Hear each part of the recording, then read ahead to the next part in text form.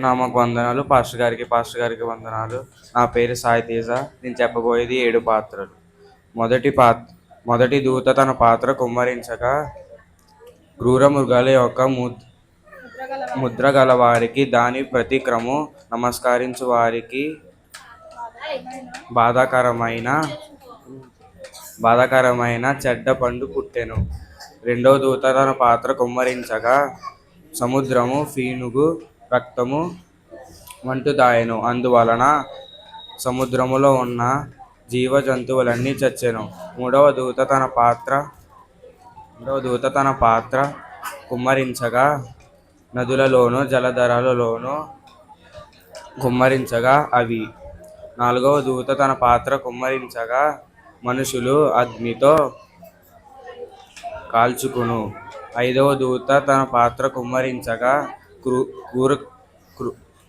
క్రూర మృగము యొక్క సింహాసనము దాని కుమ్మరించగా ఆ రాజ్యము చీకటి కొనెను.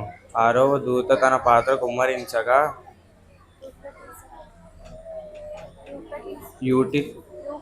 యూఫ్రటీసు నది ఎండిపోతుంది. దేవుని మహాదినము జరుగు ఆ యుద్ధమునకు లోకమంతా రాజులు హర్ చోటున పోగు చేసును. ఏడవ దూత తన పాత్ర కుమ్మరించగా మెరుపులను, ధ్వనులను, ఉరుములను పుట్టెను.